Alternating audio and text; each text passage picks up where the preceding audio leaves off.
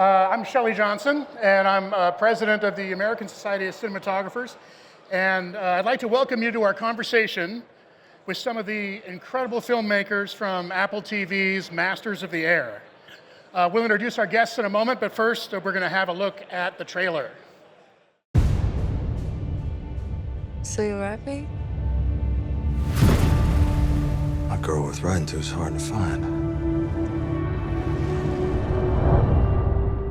Not if you know where to look. I'll miss you every second. Major Egan, you were the first pilot assigned to the 100th. Me and Buck Levin. You are in charge of 35 planes and 350 air crewmen. Don't you die on me before I get over there. Something big is brewing.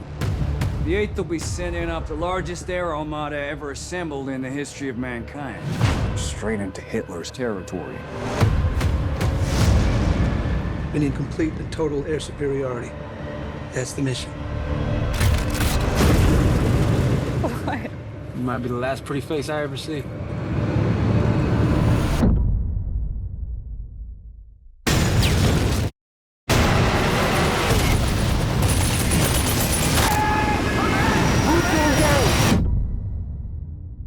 What's the move? We lead our boys through it. All that we do. Day in, day out. Does something to a guy, doesn't it? We're here to fight the monsters. The things these people are capable of. They got it coming. Trust me. Lord, guard and guide the men who fly through the great spaces of the sky. Are we Tuskegee men or what? Sir, yes, sir! Be with them traversing the air in darkening storms or sunshine fair. I think we may be done. We are gonna sit here and take it. We're gonna stick with our mission as long as we can fly. We won't go without a fight.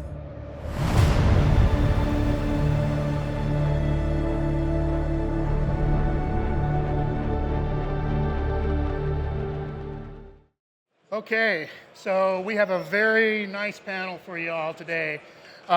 First, I'd like to bring out executive producer of the film and partner in Playtone, Mr. Gary Goetzman is here. And also we have the cinematographer from a few of the episodes of Masters of the Air, cinematographer Jack Fitzgerald. Visual effects supervisor, Steven Rosenbaum. President of Lux Machina is here, Mr. Phil Goller. And sound mixer Michael Minkler is here.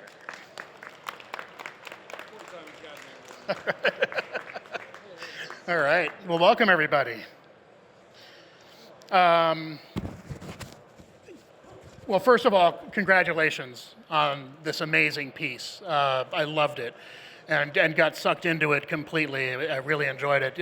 Thank you very much for making this important piece. Gary, maybe I can start with you.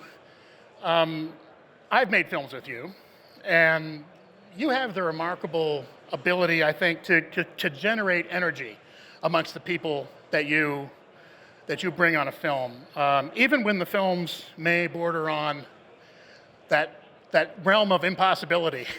You still manage to kind of to generate a lot of energy and a lot of positive spirit on a project. Thank you. And I was wondering, for this one, was there a central message or feeling that you wanted to be conveyed as a whole for this piece? Sure. Can you guys hear Shelley? You hear me okay? There? Everybody's good? Everyone hearing? Okay. Okay.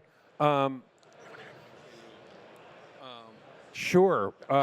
We wanted to take on something difficult and try to bring across the heart and emotion that we really, in the end, is always what you're trying to impart to people, especially with these men and women that we did this show about. Sure. Right. Yeah. And I think that's definitely felt on the screen. And I'll go to Jack next. I'd love to ask first how you came on this project. What brought you to this? I had a long-standing friendship with Adam Akapour, who was another DP on the series. He introduced me to these fine folks and said, check her out. Right. and then away it goes. Okay, so I think, Jack, your general focus was to engage with the characters, to kind of show the audience the characters and you know, how they associate and disassociate with each other and their surroundings, being so far from home and in an unpredictable situation, how each person handles the pressures of war in the air and even more personally on the ground. And you know, I'd love to show a clip of the scene that you did, and then we can discuss it afterwards if we can. So here's a clip that Jack shot.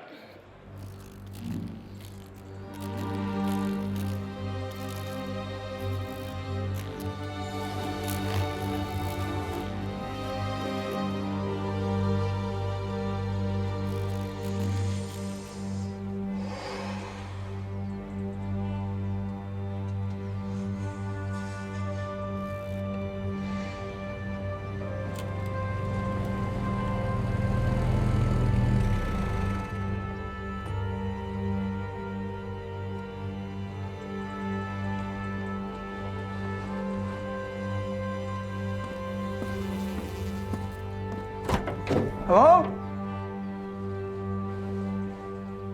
This is me, Kenny. Major, Colonel Harding's looking for you.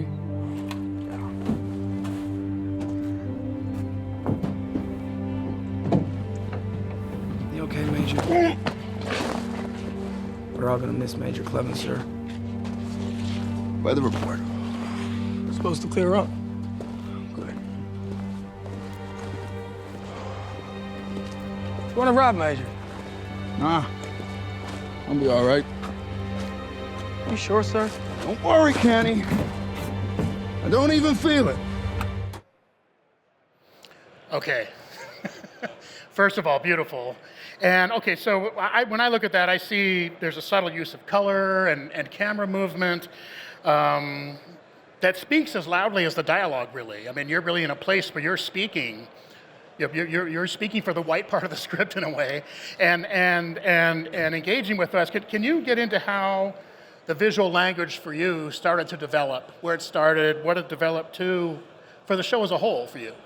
Yeah, I think at this point we're very much aware that we wanted to feel that the characters, they were involved in this giant war machine, obviously, but now they're losing people at such a rapid rate that we really wanted to convey that in moments like this, they are on their own and they may not survive the day. So that was kind of a big part and a big push to really start to dig into our characters, because at any point they could be gone from the show, they could be gone from their life. So yeah. We really wanted to feel that fear and feel that solitude, even though they are part of a big war machine. You know, I would say one important factor that I got kind of as accumulation from all the images was the fact that they were in a foreign land. They didn't live there. They didn't necessarily belong there. They didn't feel like they necessarily were at one with where they were. They were there temporarily, and in the air, even more detached and more a place where they shouldn't be. And I'd love to kind of open the discussion up to the group and start talking about the aerial scenes of the show. They're grand and visceral moments. They most certainly contrast life on the ground, and they're terrifying. And we can have a look at a clip first and have a look. Enemy fighters at 10 o'clock high to 2 o'clock high. They're going after Crookshank and Lee.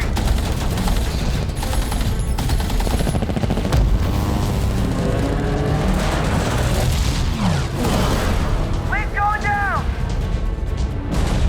I see parachutes! 110s are now 5 o'clock high, going level.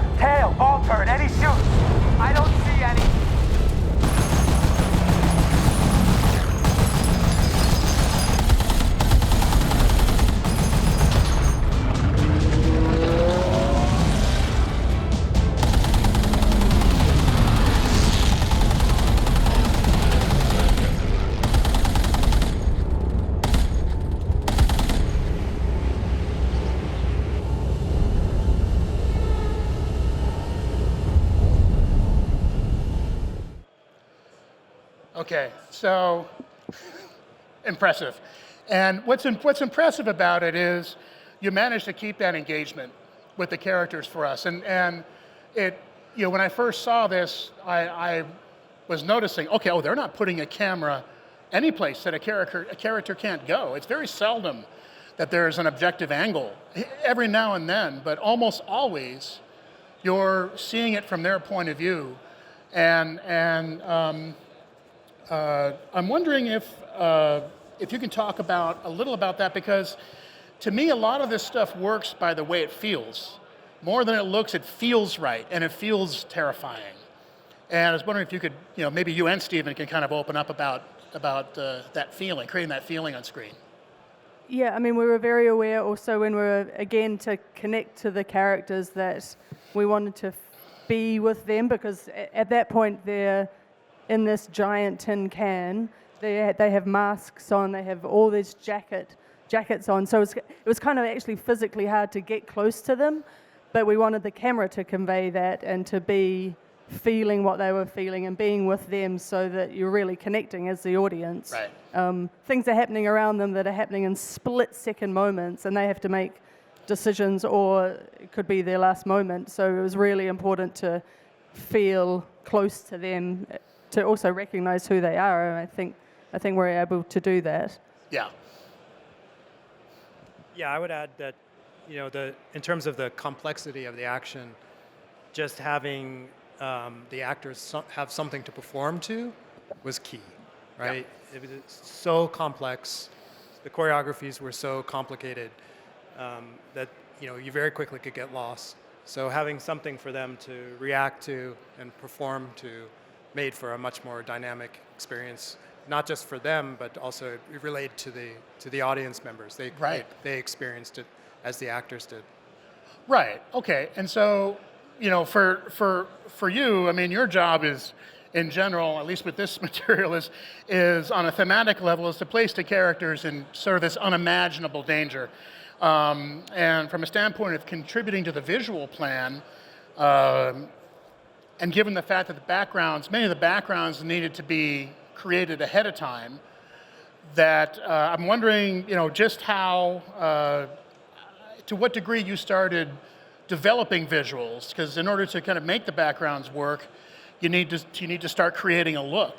And how much, since that had to happen earlier than is typical in a visual effects workflow, how did you approach that? We knew that from the beginning we weren't going to be content with just delivering storyboards or even basic previs. We needed to get it in there and actually choreograph real action and set up real lighting and get an understanding of, you know, what the environment was going to be, the climate, if you would, of the what was going on outside the windows. We prevised everything, but then we brought it into a game engine, into Unreal Engine. Right. And from there, it was all live. It was all editable material. And from that, we would hand it off to Phil's group, who could work with the directors, work with the DPs. So the directors could, you know, re-choreograph action. They could move planes around. They could retime attack sequences. They could add interactive lighting. Right. The DPs could light accordingly to those environments. You know, if we knew it was a cloudy environment, they knew what to do. You know, which direction the sun was coming from. When the planes turned, you know, what the sun was doing at that point. And the actors could feel all that, so it made for a much more dynamic performance. And then I've also left off. I mean, even camera knew how to react to it, because we had all this material live on set, so it was something to for the camera to respond to, which made for much more interesting compositions. Okay, so let's explore that. First, we can kind of explore technically a little bit about what that is.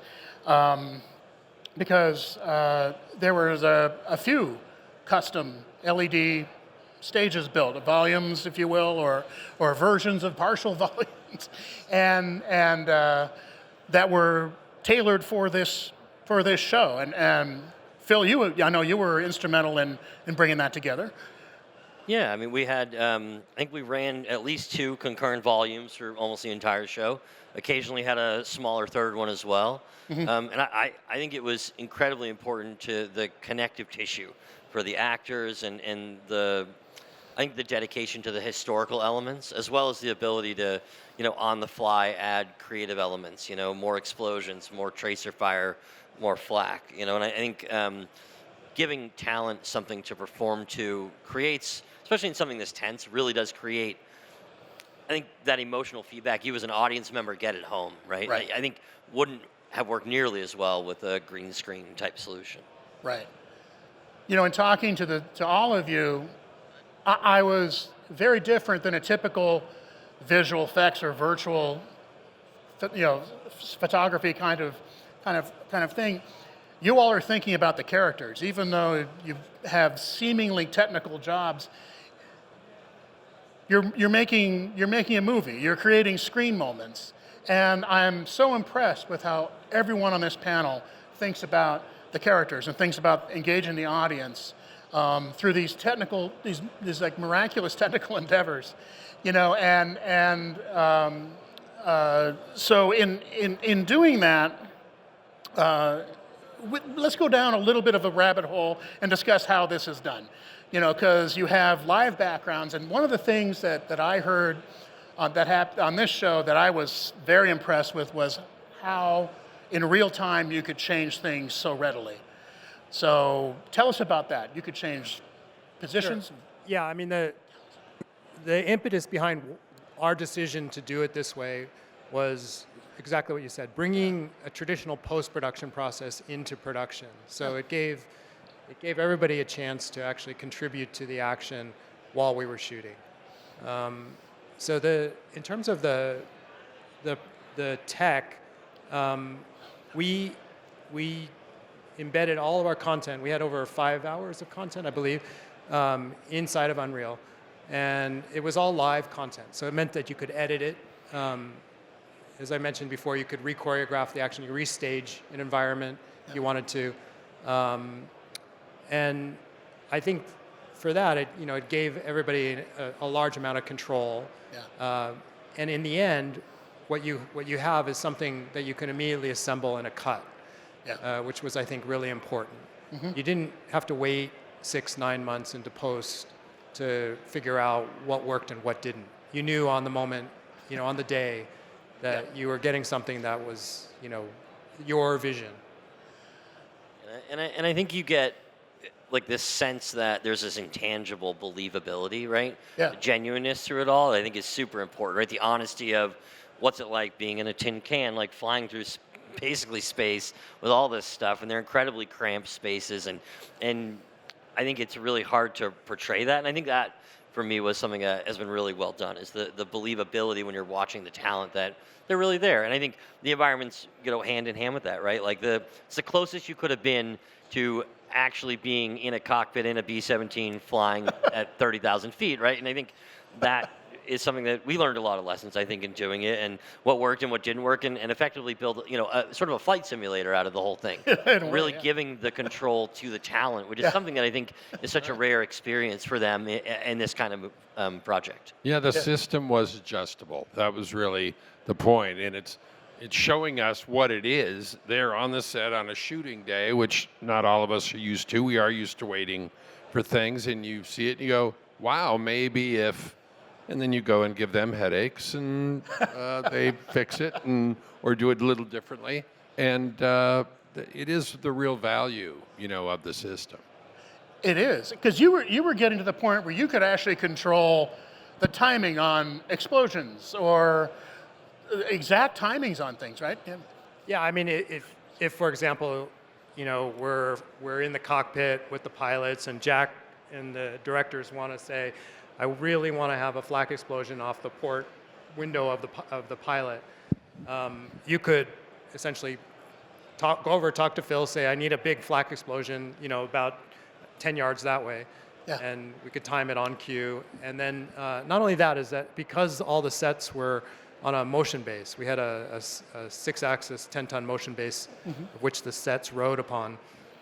They were puppeteered by Waldo, which is like Right. a handheld device that could drive this large motion base. Yeah. So if you had this explosion happen off the port, let's say the port pilot window, the special effects technician who's driving the Waldo could react as well at Yeah. the same time to that. So they could jerk the whole set to the starboard, essentially. Yeah.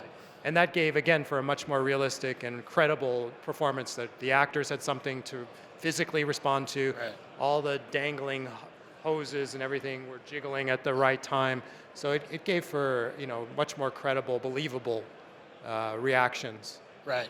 Yeah. I cannot tell you how valuable that is, especially for an actor, let's say, because we've all done shows where we've been up against a green screen, and you can just see the actors lose interest, it just in real time, Yeah. and disengage with the project. Yeah, I mean, usually it's like somebody like me holding an eyeline pole with a tennis ball running around Exactly. going, BF 109, here we go, but no. Yeah. We didn't need that. We had the real thing. That's fantastic. And I think with the complexity of it all, like there's such a dedication to the accuracy of where are the individual pilots in a particular part of the plane, where is that plane in space, how is it related to another plane, that I think it would have been very, very difficult to do with tennis balls, right? And this idea that we understand where we are and now we can also see it, I think is something that helps enable us to tell a better story, and to connect to it. Right. Oh, for sure. For sure. Okay. So you talked about the motion base. So say, hey, Jack. So, okay. So here you are. Oh, yeah. Yes. This is bringing back memories. Well, we're going to get into this. Actually, this is a perfect still because, okay, you've got this B-17 or partial B-17 on a motion base. And anything I've shot on a motion base, you have to think about the structural integrity of the thing. You can't start pulling pieces off it without the set falling apart. So obviously you could take a couple of pieces off, but this was very much like it was not built much bigger, if at all, than an actual B-17. No, it wasn't. It was to scale for the original scale. planes. And like you say, Shirley, there was only a very few parts that we could actually take out. That was the nose. We could basically take out the windows, anything that represented the glass if we were getting in trouble with reflections and such. Yeah. Or in that case, from that previous still, we actually needed to get the camera physically closer because the nose itself is such a big physical thing. So Yes. it didn't allow us to get close enough. And we had to be very careful. Obviously, that's way up high on the stage, and where do we put our operators and where do we put our cameras? And I mean, the Sony camera with the Rialto was Right. the perfect tool for this job. Right. But being able to use such a tiny little module and clamp it and get it into very tight positions, like this one here is like 2 feet between the wall of the plane, which we couldn't remove. Yeah. And the guys. Yeah. So the Rialto base, it's basically just the sensor and a lens mount, more or less. It's just a small module that attaches to the rest of the camera somewhere else. Yep. Yeah, we had like the base would be tethered to the main brain of it by like a 9 foot. Sometimes we needed to extend it 9 feet away from where right. the actual camera was, where the lens was. So I'm picturing your operators just wedged into this thing. Wedged in, harnessed in, had it up. Elbow pad. Elbow pad. Going for a ride. Yes. Well, the effort shows, and it's funny because we were kind of comparing notes on how to shoot a flying sequence. And we've all tried to do it, and we were kind of laughing because with a flying sequence, I've always thought, okay, you need to unlock every axis. The minute one axis locks, in, out, left, right, tilt, everything needs to be unlocked. The minute you've locked an axis, it doesn't work anymore. And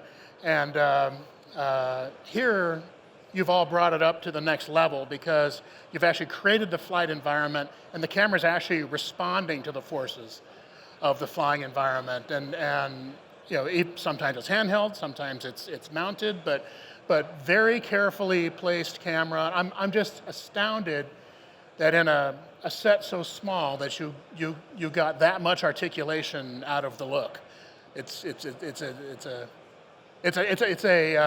a master class. Well, when you don't have much room, it's like this is all you've got. I mean, it wasn't like we could invent where we wanted to put it, and sometimes we couldn't because there weren't any flyaway walls. So then we'd have to figure out a new spot for it. It wasn't. We were adamant that we weren't going to start hacking apart the plane to get the camera into places it couldn't be. I mean, physically, I'm not that big, but there were like the tail section of the plane, I could not sit side to side. My shoulders were hitting the side. So, trying to lens up shots in there, it was like, oh my, I can barely fit in there with a viewfinder. But it's like, well, we've got to get a camera in there somehow. So we figured it out. Yeah, just keep pushing. Yeah, I mean, it gives you. Yes. Oh, yeah. It gives you a new appreciation for kind of what they went through. Part of the experience, though, was grounding the camera physically in there, right? So that we were experiencing what they were experiencing. So that was a decision we made early on, that we were not going to. We didn't really want to put the camera back away in some magical perspective, right? We wanted to be in there right with them, experiencing what they were experiencing. Yeah, that choice is clear and very powerful. And okay, so Steven, you're talking about camera placement, and you had your own share of kind of legitimate visual effects. It wasn't just virtual; you had a lot of visual effects, and combined with the volume shooting. I'd love to ask you, in a lot of the examples I've seen of your work, there's so many layers, this layered approach to visuals. I'm curious how you talk to your artists and keep them keyed into the language of the shot and the shot's purpose in the story, in the storytelling. How do you keep your people engaged? Well, I mean, the story was, engaging to start. I mean, everybody was very excited about working on the project. We had, I mean, just built-in audience from our artist standpoint right away. But I started the teams in a boot camp. Actually, we went through and we did them, like a full day of explaining formation flying, explaining the history behind each plane. And understanding just the experience of, what it was like to fly in these planes, and basically the equivalent of a giant bus, right? That you're driving, and none of these guys we couldn't actually go for a ride on one of these planes. But and then from there we started with a handful of hero shots, and we would break down, the elements that would go into the work, and then from there that essentially became a template for distributing for larger parts of a sequence. Mm-hmm. But it was tricky. I mean, if you think about it, aside from just being inside of a cockpit, for example, we're jumping between planes a lot. So there's always a big focus on continuity, making sure the audience is never getting lost, that we're throwing eye lines from this plane to that plane. Where we understand where we're looking at all times, while still trying to appreciate the action that's going on around. Yeah. That is not easy to do. No. Yeah. Okay. So I suppose the flip side of that question is, you were a constant contributor to the film, and there were several DPs that came in. Jack, one of them, who did, some rather remarkable work. Yeah. Okay, you're starting with a DP, as you're moving through different groups, directorial groups, DP. I guess they were more or less paired, the DPs and the directors. How do you keep consistency? And because you must have a more pronounced voice in the beginning, I would imagine. Yeah, we had. And Gary put together a really good team. I mean, it was. I think that was sort of the unsung glue, I think, in this experience on the show. every department was seasoned, big show department. I mean, everybody knew what they were doing. And I think as a result, there was not a lot of ego. You know, we were all very much in sync from the beginning. We would sit down and in pre-production and have discussions about how to divide the work up. And then from there, we would make a plan, sort of a blueprint of like, who's doing what type of work? You know, is this visual effects? Is this stunts? Is this SFX? And so forth. And then each block of directors and DPs would come in, and we would basically be there to support their vision initially, right? Everybody had their own style. Yeah. And certainly Jack had her aesthetic. Ryan and Anna had the directors with Jack. They had their own aesthetic.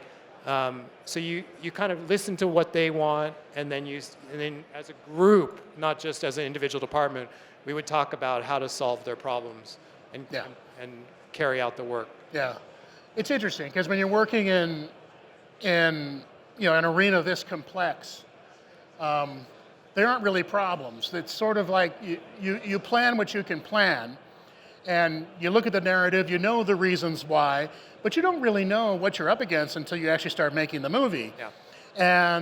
And then the plan becomes about how do you stay loose on your feet and adjust while still ticking all the narrative boxes you need to tick, you know. And I could see that was on the forefront of literally everybody's mind, including this gentleman, Michael Minkler. So I want to bring you into this conversation because your work is extraordinary. And I would say that here we have a fantastically complicated and dangerous environment. When you enter the picture, to me, you sort of complete the storytelling with sound. To me, you were the contributor of establishing the danger the U.S. airmen faced at a young age. But I'd like to play a clip, and if we can turn up the volume, if you can handle it. Order! 7 o'clock high! Pilot to crew. Hold on, everybody.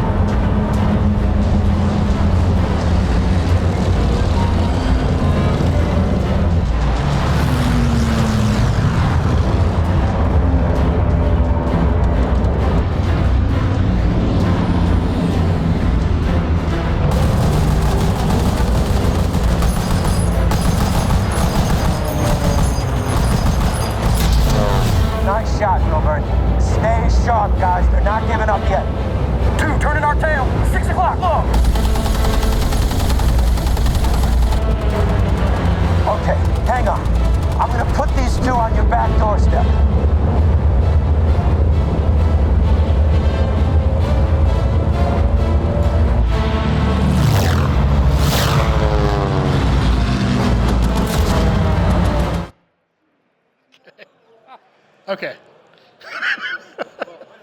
You drew a crowd. Yes, I'm glad that we didn't evacuate the building.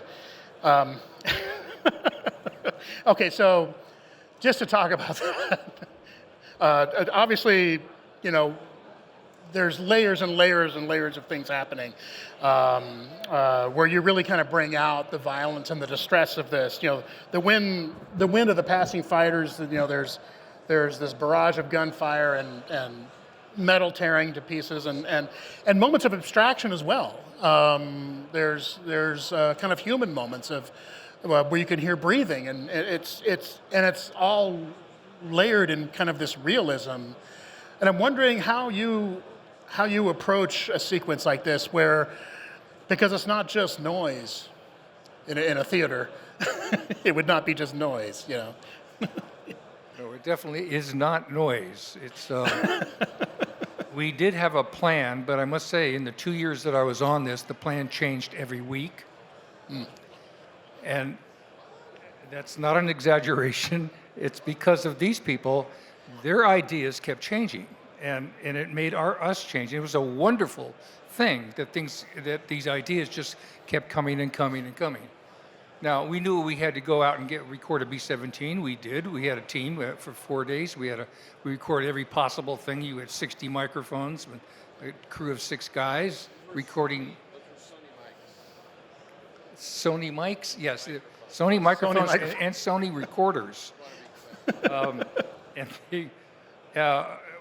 We recorded every possible thing that the B-17 can do on the ground or in the air. So we started with that, and then, of course, we used that just as our template, and we built that from there. Now, this story takes an arc from the first episode to the 9th episode of these cocky young flyers, and then we watch them just get overwhelmed with fear, but knowing that they had to be heroes every single day. So this dealing with support for one another, but also it's the fear to get back in the plane every single day, and it ends almost 2 years later with they finally have a time to breathe and be joyful for what they've accomplished. So our job was to latch on to that fear factor and deliver it with sound, and it's delivered in their voices. We re-recorded dialogue for months and months and months, not just what was recorded on the set, but afterwards for months. Hundreds, there's like 5,000 loop lines in this film. So it's the fear in their voices. It's the fear, and every single sound effect had to have a purpose. It has to have character and emotion, and also be very descriptive. So there's a reason for every single sound in there. It may sound like there's a lot of them, but they're there specifically for a reason, to help tell the story and to draw your attention and to focus on what we want you to focus, what we want you to focus your attention to. So there's nothing in there that's just there for noise. That was not allowed. If it's not helping tell the story and feel the fear, take it out. So, and then there's the music with all the heroic themes that are going on. So between the music and the sound effects and the dialogue, we hope to tell this tale of these men who had to get up every single day knowing that 70% of these ships were shot down and did not come back. So it's like you having to go to work in the morning with a 70% chance that you're not going to make it to the office. So think of that fear factor, and that's what we tried to do in every single scene, whether they were on the ground or in the air. Mm-hmm. Yeah, I mean, I think that all of you have shown, quite remarkably the degree of unsurvivability of being a bomber, being in a bomber group in World War II. It's I had no idea it was anything like this before this film, and it was fantastic. So. Well, and Gary, so I'm going to bring this to you. So here we are. We have a team of Academy Award winning and Emmy Award winning artists here. Tell us about kind of the spirit of assembling a team like this. What, getting them together, getting them on board, and how they can all be fish swing for the same food, creating moments for the audience, and you're the one raising the flag to do it. Yeah, I went for the sweetest and best-looking Academy Award winners that I could find, and it's amazing. Everybody just got along great. Everybody knew what the mission was. When you talk about the artists that Steven works with and stuff, we're actually the kind of project that they want to do. They want to do something that's a reality-based. Right. Kind of visual that you look at it and you go, holy smoke. Yeah. You made that from nothing. Just so amazing. And, a a costume designer like Colleen Atwood so much more valuable than anyone ever can realize.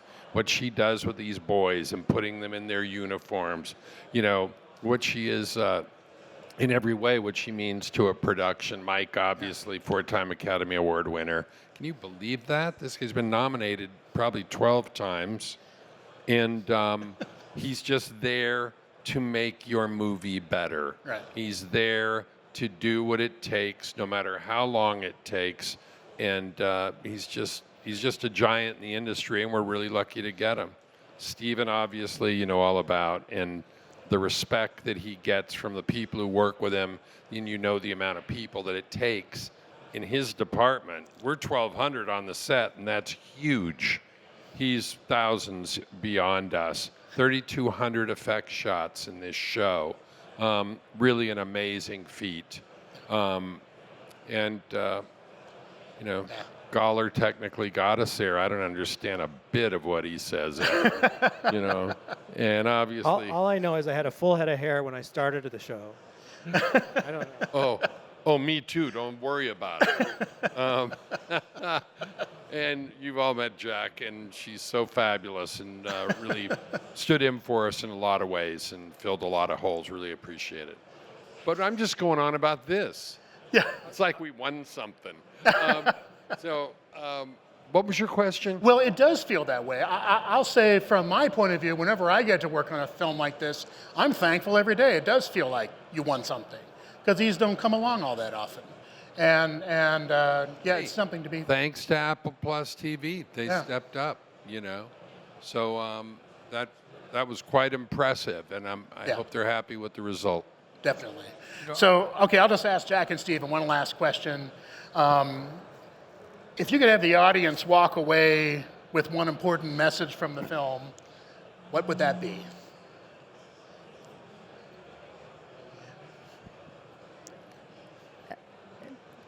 Hope.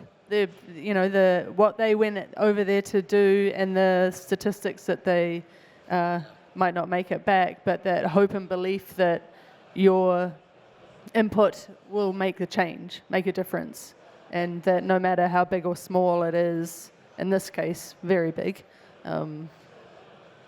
you got to put yourself on the line to help and to be heard. Yeah.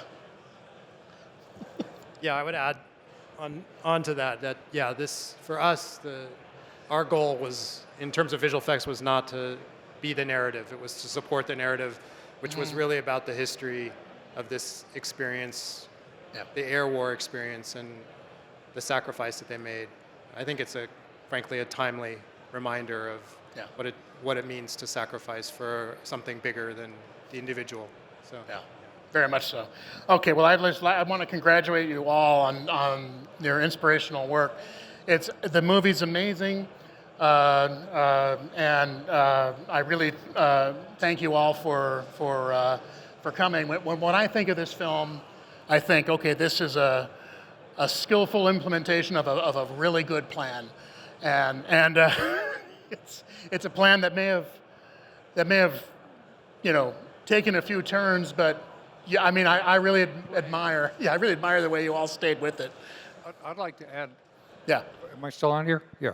Yep. I would like to add. I'm looking around here. I see these words, networked and creativity and the creator's cloud. Without that, we could not have done this, because we had a hub, which was Gary's cutting room, and that's where all of the ideas went, and then delivered out to the rest of the team, so that we were all able to give ideas and then execute those ideas and change those ideas for 2 years. And it was always evolving.